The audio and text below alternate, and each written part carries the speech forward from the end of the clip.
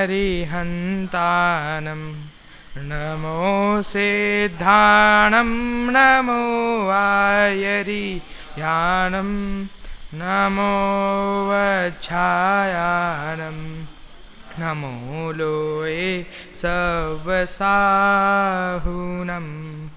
मङ्गलं भगवान् वीरो मङ्गलं गौतमो गणी मङ्गलं कुन्दकुन्दाद्यो जैनधर्मोऽस्तु मङ्गलं सर्वमङ्गलमाङ्गल्यं सर्वकल्याणकारकं प्रधानं सर्वधर्माणां जैनं जयतु शासनं जैनं जयतु शासनम् आत्मा ज्ञानं स्वयं ज्ञानं ज्ञानादन्यः करोति किं परभावस्य कर्तात्मा मोहोऽयं व्यवहारिणा अज्ञानतिमिरान्धानां ज्ञानाञ्जनशलाकया चक्षुरुन्मीलितं येन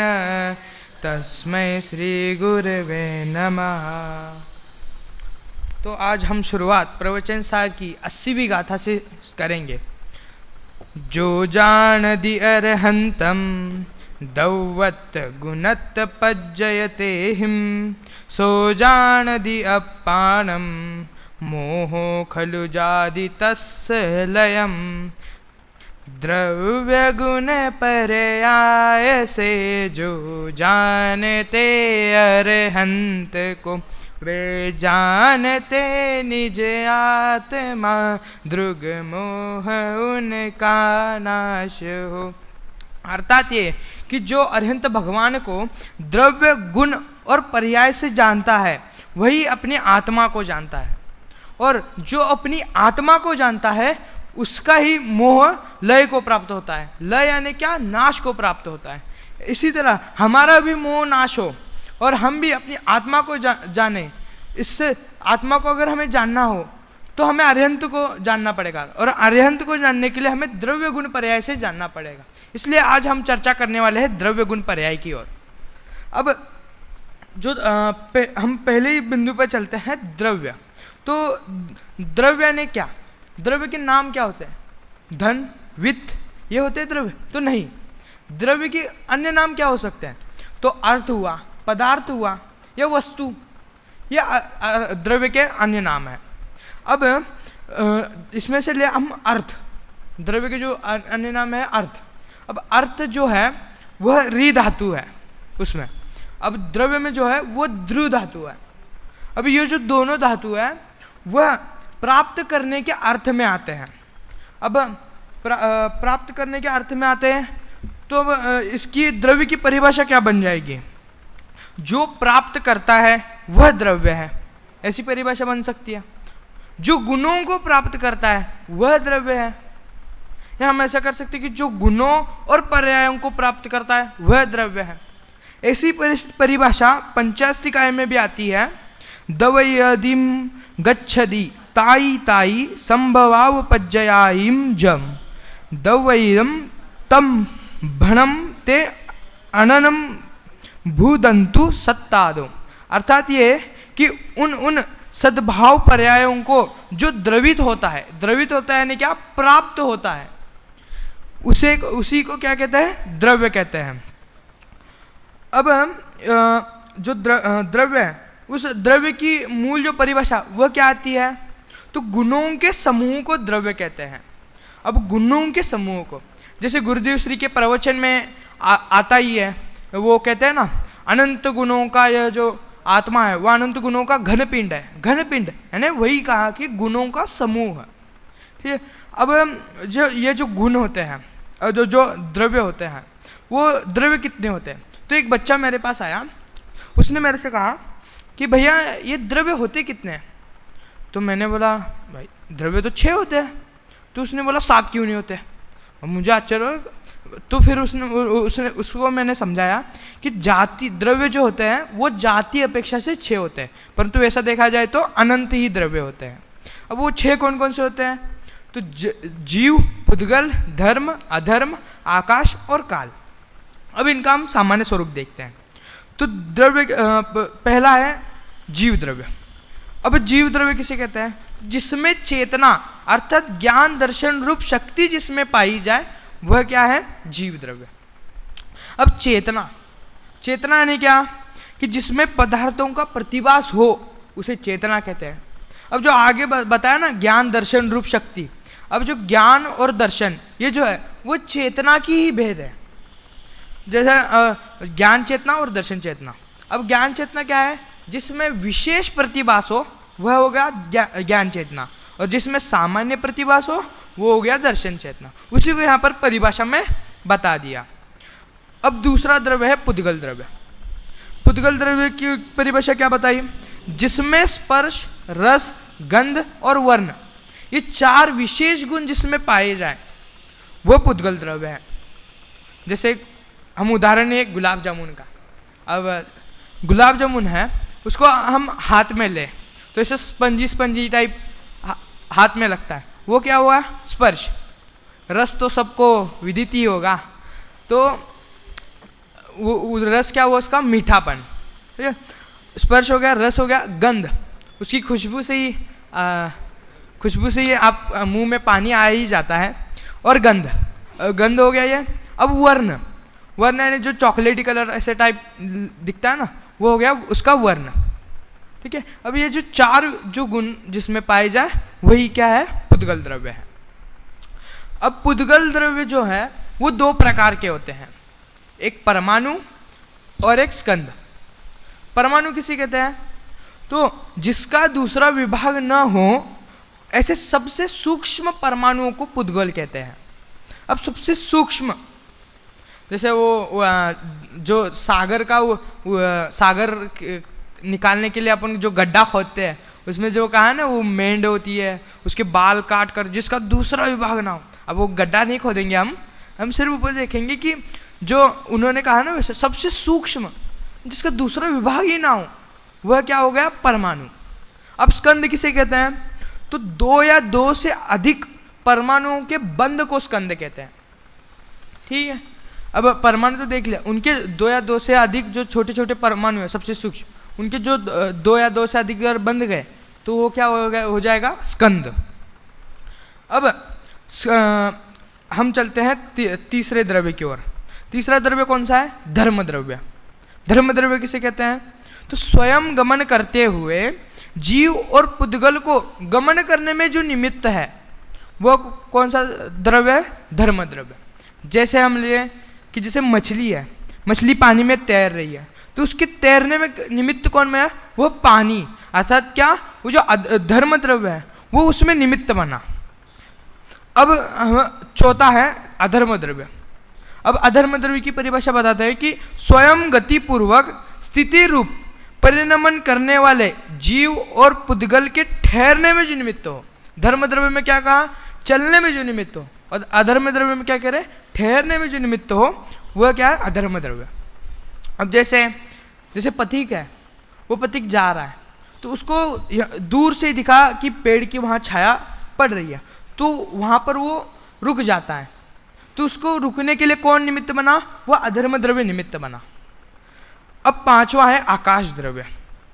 अब आकाश द्रव्य की भी परिभाषा बताते हैं कि जो जीवादिक पांचों द्रव्यों को रहने के लिए स्थान देता है उसे क्या कहते हैं? आकाश द्रव्य। अब आकाश द्रव्य जो है वो सर्वत्र फैला हुआ है, यहाँ पर भी है वहाँ पर भी है, सर्वव्यापक है, सर्वत्र फैला हुआ है।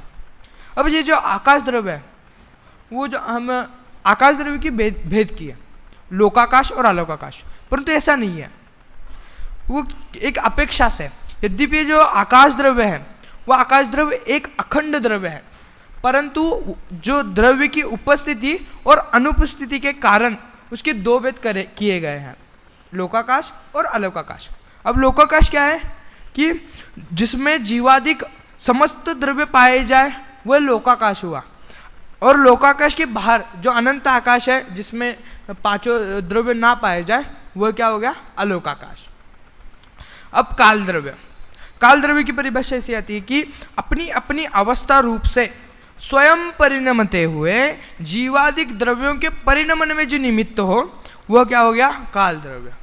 जैसे उन्होंने उदाहरण भी दिया, जैसे कुम्हार घड़ा बना रहा है, तो वो जो चाक घूम रही है उसमें कौन निमित्त बना? लोहे की कीली। अर्थात वो जो परिणमन कर रहा है उसमें निमित्त कौन बना? ये जो काल द्रव्य है वह निमित्त बना। अब काल द्रव्य की भी दो भेद है, निश्चय काल और व्यवहार काल। अब निश्चय काल तो क्या हुआ? वही जो अपन ने परिभाषा पढ़ी ना काल द्रव्य की, वही निश्चय काल है। तथा जो लोकाकाश के एक एक प्रदेश पर इस काल द्रव्य के एक एक कालानु स्थित है। अब व्यवहार काल, जो अपन व्यवहार में देखते हैं ना, वर्ष हुआ, महीना हुआ, दिवस हुई, घड़ी, पल वगैरह जो है वो क्या हो गए? व्यवहार काल हो गए। अब आपको सहज ही एक प्रश्न उठ रहा होगा कि ये जो जीव पुद्गलादि जो द्रव्य है वे कितने कितने होते हैं, या उनका क्षेत्र कितना है?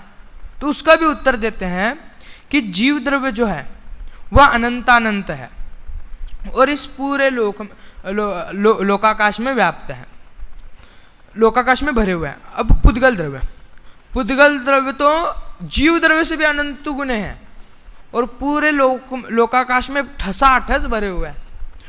और देखे धर्म और अधर्म द्रव्य, धर्म और अधर्म द्रव्य वो एक एक ही है और संपूर्ण लोक में व्याप्त है। आकाश द्रव्य वो भी एक है और पूरे लोक और अलोक दोनों में व्याप्त है। और जो काल द्रव्य है वह असंख्यात है और वह संपूर्ण लोकाकाश के एक एक प्रदेश पर स्थित है। अब जो अपने सभी द्रव्यों की परिभाषा देखी। अब जो द्रव्य है उनका विभाजन कैसे किया जाए? तो द्रव्यों में 4 प्रकार से मैंने विभाजन किया है। कैसे? पहला है जीव और अजीव। तो जीव में कौन सा आ जाएगा? जीव द्रव्य आ जाएगा और बाकी जो 5 है वो अजीव में आ जाएंगे। ठीक है। रूपी और अरूपी यानी मूर्तिक और अमूर्तिक। मूर्तिक में क्या आ जाएगा? पुद्गल द्रव्य आ जाएगा और बाकी जो 5 बचे वो किस में चल जाएंगे? अमूर्तिक में। वैसे ही क्रियावान और भाववान।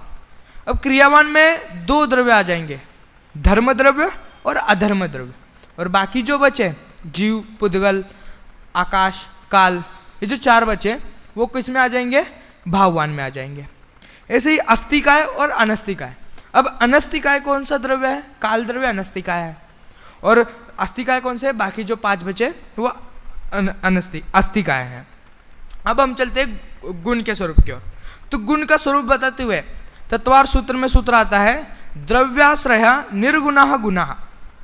यानी क्या? कि जो द्रव्य के आश्रय से रहे उसे क्या कहते हैं? गुण कहते हैं। अब जो गुण है वह, और फिर आगे बताया निर्गुणः गुणः। यानी क्या? निर्गुण अर्थात क्या? कि एक द्रव्य दूसरे द्रव्य का कुछ नहीं कर सकता, वह क्या हुआ? निर्गुणः। तो इसकी परिभाषा ही वैसी बताई कि जो द्रव्य के आश्रय से रहे वह गुण है। अब बाकी देखे द्रव्य की परिभाषा तो प्रवचन सार के तत्व प्रतीक टीका में भी गुण का स्वरूप बताते हैं कि गुणाः विस्तार विशेषः ते द्विधा सामान्य विशेषात्मक। ये तो भेद हो गए। लक्षण बताते हैं कि इसमें सर्वार्थ सिद्धि में आते हैं गुण इति द्रव्य विहान। अर्थात क्या? कि द्रव्य में भेद करने वाले धर्मों को क्या कहते हैं? गुण कहते हैं। ऐसे ही न्याय दीपिका में भी आता है कि जो संपूर्ण द्रव्य में व्याप्त कर रहते हैं और समस्त पर्यायों के साथ रहने वाले हैं उन्हें क्या कहा जाता है? गुण कहा जाता है। अब गुण की परिभाषा क्या आती है? जो गुण की परिभाषा आती है कि जो द्रव्यों के संपूर्ण भागों और उसकी संपूर्ण अवस्थाओं में पाया जाए उसे क्या कहते हैं? गुण कहते हैं। अब इसमें 2 बात मुख्य है, संपूर्ण भागों और उसकी संपूर्ण अवस्थाओं में।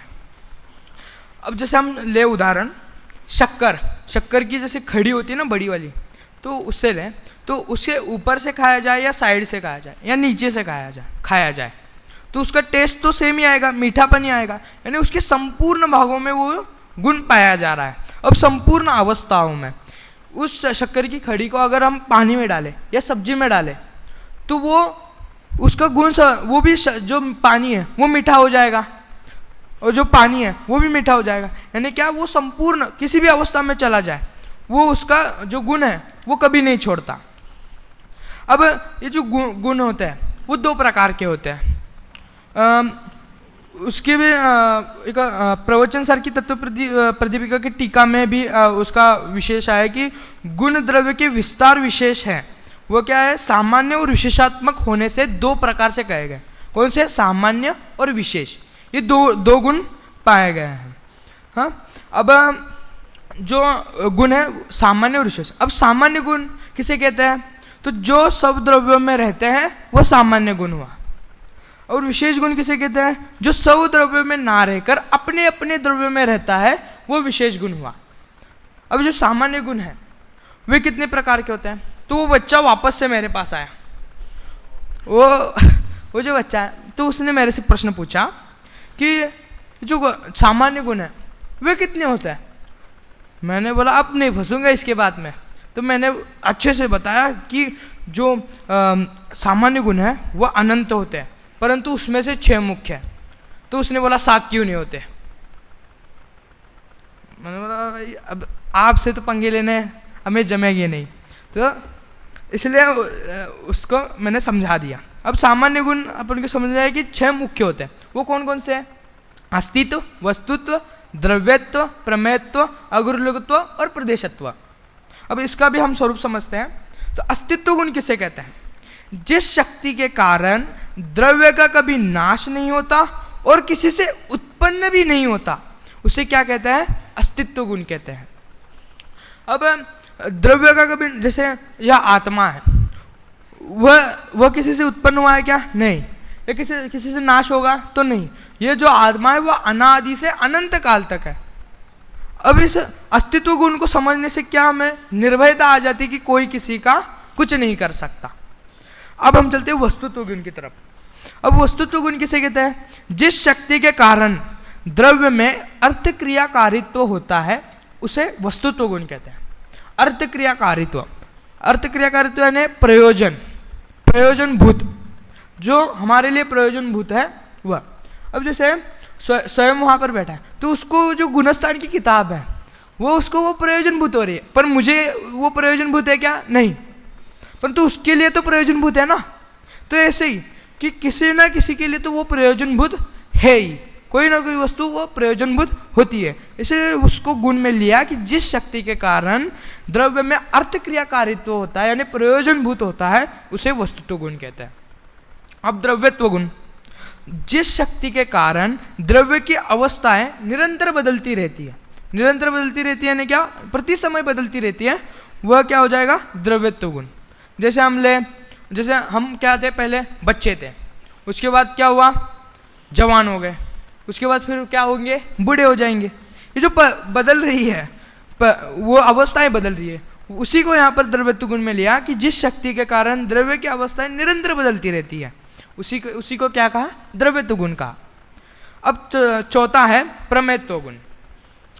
तो जिस शक्ति के कारण द्रव्य किसी न किसी ज्ञान का विषय हो उसे प्रमेयत्व गुण कहते हैं।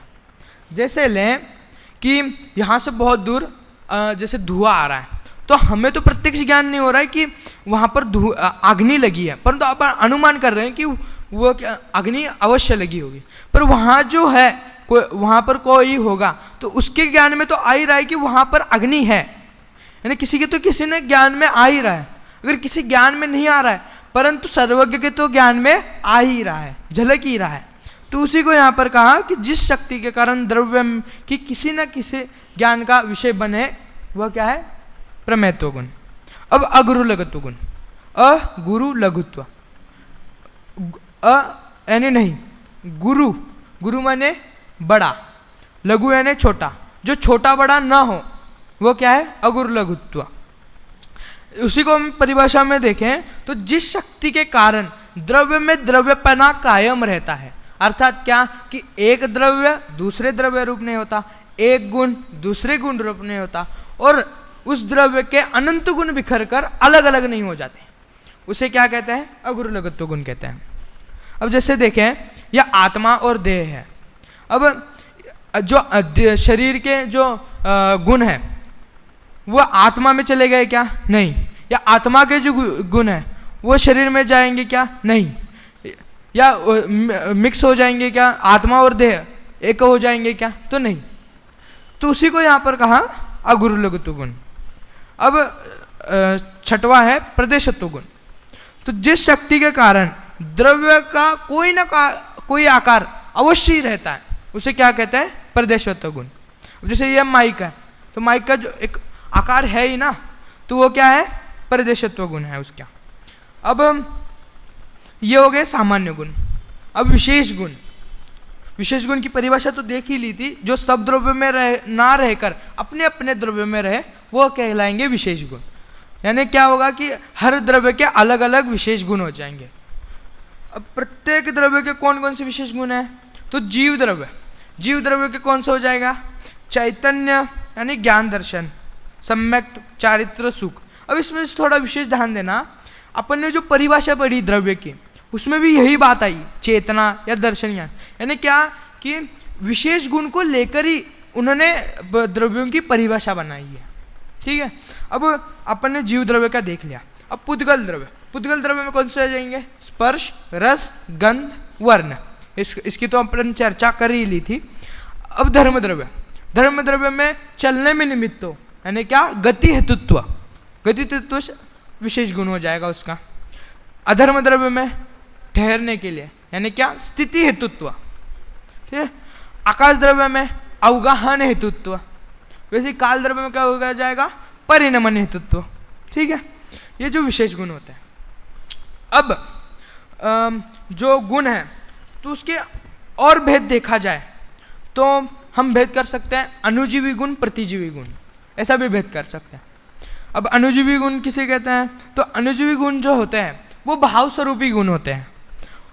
जब तक ये जीव रहेगा तब तक ये जो अनुजीवी गुण है वो रहेंगे ही। और जो प्रतिजीवी गुण है वह उसके विपरीत, यानी अभाव स्वरूपी गुण है ये प्रतिजीवी गुण, और अभी वर्तमान में वे प्रकट नहीं है। ठीक है। अब जो अनुजीवी गुण है उसका घात कौन करेगा? ये घातीय कर्म जो है वह अनुजीवी गुणों का घात करेगा, और जो प्रतिजीवी गुण है उसका अघातीय कर्म घात करेगा। वो थोड़ा ज़्यादा डीप में चला जाएगा, वो प्रत्याकानावरण अप्रत्याकानावरण में वो भी लेना पड़ेगा, उससे ऊपर आता है। और दूसरा और एक भेद करें तो स्वाभाविक और वैभाविक गुण। स्वाभाविक गुण क्या है? जो अपने मूल स्वरूप में हो वह स्वाभाविक गुण, और जो अपने मूल स्वरूप में ना हो वो वैभाविक गुण। ये हो गई गुण की चर्चा। अब हम पर्याय देखें तो पर्याय का विषय चालू करें तो पर्याय की परिभाषा क्या आती है कि गुणों के कार्य अर्थात परिणमन को पर्याय कहते हैं। ठीक है। क्लियर है आप सभी को कि गुणों जो परिणमन हो रहा है वो क्या हो जाएगा? उसकी पर्याय हो जाएगी। अब बाकी हम और पर्याय का लक्षण देखें तो राजवार्तिक में भी आता है परिसम्मतादायः पर्यायः, अर्थात क्या? जो सर्व ओर से भेद को प्राप्त करे वह क्या है? पर्याय है। और एक आलाप पद्धति में भी आता है कि स्वभाव विभाव रूपतया याति पर्येति परिणमनमिति पर्याय इति पर्यायस्य व्युत्पत्ति, अर्थात क्या? जो स्वभाव विभाव रूप से गमन करती है, पर्येति अर्थात क्या? परिणमन करती है, वह क्या हो जाएगा? पर्याय हो जाएगा। और ये जो पर्याय है वो व्युत्पत्ति है। ठीक है। अब ये जो पर्याय है वो पर्याय कितनी होती है? तो एक द्रव्य है उसके गुण कितने होंगे? अनंत गुण हो जाएंगे। तो उसकी गुणों की भी उसकी पर्याय कितनी होंगी? अनंत पर्याय होंगी। तो ऐसे देखें कि अनंत गुण है तो उन अनंत गुणों की उन सब की मिलाकर एक पर्याय का है, तो उन अनंत गुणों की पर्यायों को अनंत से गुना कर देंगे, अर्थात क्या कि उन तीन कालवर्ती समय को अनंत से गुना कर देंगे, तब इसका उत्तर आ जाएगा। अब जो पर्याय है वो पर्याय कितनी होती है? तो दो प्रकार की पर्याय होती है। कौन कौन सी? तो दो पर्याय बताए, व्यंजन पर्याय और अर्थ पर्याय। व्यंजन पर्याय किसे कहते हैं? तो द्रव्य के प्रदेशत्व गुण के विकार को व्यंजन पर्याय कहते हैं। और जो व्यंजन पर्याय है उसमें कम विषय आता है, और जो अर्थ पर्याय उसमें ज़्यादा विषय आता है। वो क्यों आता है वो बताते जाते हैं। अब जो परिभाषा है वो द्रव्य के प्रदेशत्व गुण के विकार को, प्रदेशत्व गुण के विकार यानी क्या? विशेष कार्य को, प्रदेशत्व का जो विशेष कार्य है उसी को क्या कहा? व्यंजन पर्याय कहा। अब व्यंजन पर्याय के भी दो भेद कहे। कौन कौन से? स्वभाव व्यंजन पर्याय और विभाव व्यंजन पर्याय। अब स्वभाव व्यंजन पर्याय क्या है? तो परिनिमित्त के संबंध से रहित द्रव्य का जो आकार हो वह क्या है? स्वभाव व्यंजन पर्याय। जैसे जीव की जो सिद्ध पर्याय है वो परिनिमित्त के संबंध से रहित है, ठीक है, इसलिए उसे इस जीव की जो सिद्ध पर्याय है उसी को यहाँ पर कौन सी पर्याय कहा? स्वभाव व्यंजन पर्याय कहा। अब विभाव व्यंजन पर्याय, तो विभाव व्यंजन पर्याय किसे कहते हैं? परिनिमित्त के संबंध से जो द्रव्य का जो आकार हो वह क्या हो गया? विभाव व्यंजन पर्याय। जैसे कहें जीव द्रव्य की नर नरकादि जो पर्याय है वो कौन सी पर्याय हो जाएगी? विभाव व्यंजन पर्याय। अब अर्थ पर्याय, जो पर्याय का दूसरा भेद है, अर्थ पर्याय। तो अर्थ पर्याय किसे कहते हैं? प्रदेशत्व गुण को छोड़कर बाकी गुणों के कार्य अर्थात परिणमन को पर्याय कहते हैं।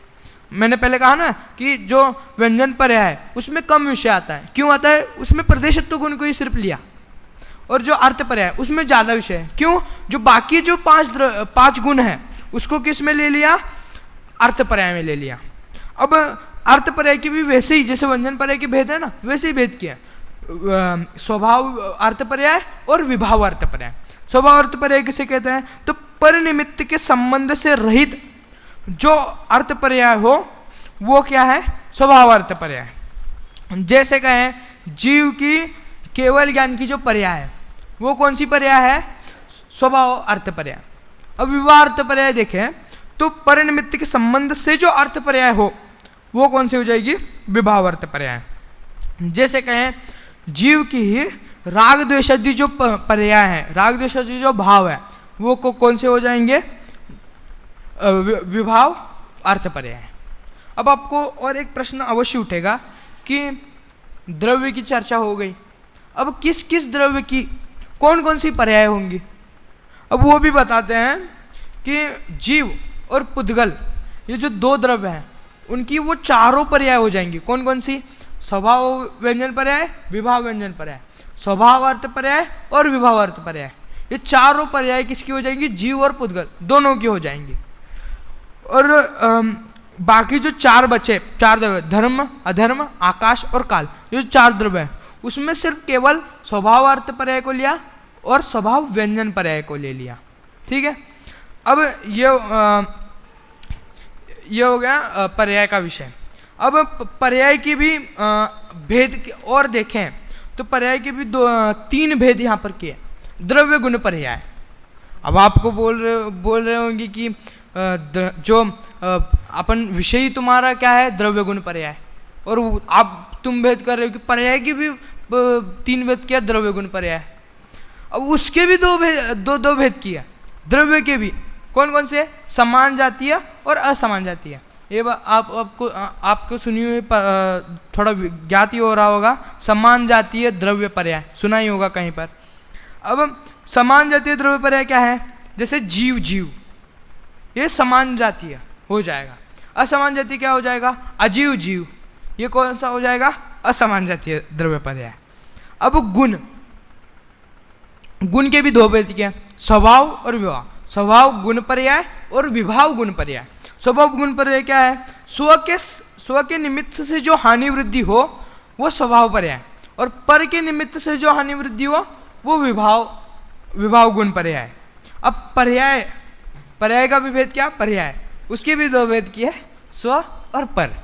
स्व क्या है कि स्व पर्याय जो होती है वो शुद्ध होती है और पूर्ण होती है, पर जो पर पर्याय है वो अशुद्ध होती है और अपूर्ण होती है। ठीक है, ये हो गए भेद। अब हम सभी द्रव्यों को द्रव्य गुण पर्याय से घटाते हैं। तो सामान्यतः घटाते हैं। तो जीव द्रव्य का गुण क्या हो जाएगा? चेतना गुण हो जाएगा। अब उसकी पर्याय क्या हो जाएगी? मनुष्य हो गया, तिर्यंश हो गया, ये जो पर्याय है मनुष्य तिर्यंश जो 4 गतियों में जाते हैं वो क्या हो जाएगी? उसकी पर्याय हो जाएगी। वैसे ही पुद्गल द्रव्य की कौन कौन से गुण है? स्पर्श रस गंध वर्ण। अब उसकी पर्याय क्या हो जाएगी? जैसे ये माइक है, टेबल है, मोबाइल, क्या वो जो है वह पुद्गल द्रव्य की पर्याय है। वैसे ही धर्म द्रव्य क्या हो जाएगा? उसका गुण क्या है? गति हेतुत्व गुण है। उसकी पर्याय क्या हो जाएगी? अब जो जीव चल रहा है वो चलने में निमित्त बन रहा है ना, तो वो जो चलना है वो उसकी क्या हो जाएगी? पर्याय हो जाएगी। वैसे ही अधर्म द्रव्य के ले लेते हैं, स्थिति हेतुत्व उसका गुण है, उसकी पर्याय क्या हो जाएगी? पर्याय हो जाएगी उसकी जो जीव ठहर रहा है वो उसकी क्या हो जाएगी? पर्याय हो जाएगी। अब आकाश द्रव्य का गुण क्या है? अवगाहनतित्व। अब अवगाहनतित्व उसका गुण है, तो उसकी पर्याय क्या हो जाएगी? जैसे मैंने कहा ना कि जो आकाश द्रव्य है वो सर्वत्र है और सर्वव्यापक है, यहाँ पर भी है वहाँ पर भी है। जैसे मैं यहाँ से उधर चला गया, अब उधर चला गया तो यहाँ का जो आकाश द्रव्य है वहाँ से मैं हट गया, और वहाँ जो आकाश द्रव्य है उसने मुझे रहने के लिए स्थान दे दिया, तो वो जो पर्याय बदली गई वो क्या हो जाएगा? आकाश द्रव्य की पर्याय हो जाएगी। अब काल द्रव्य का गुण क्या है? परिणमन हेतुत्व गुण है, और उसकी पर्याय क्या हो जाएगी? जैसे अपन ने कहा ना बच्चा, उसके बाद क्या हो जाएगा? जवान हो जाएगा, फिर बूढ़ा हो जाएगा।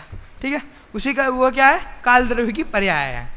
ठीक है, अब इस प्रकार हम भी द्रव्य गुण पर्याय को समझकर अपनी आत्म साधना में लीन हो जाए, आत्मध्यान में लीन हो जाए और शीघ्र मोक्ष पद की प्राप्ति करें। इसी मंगल की भावना के साथ आज की वाणी को यहाँ पर भी विराम देते हैं।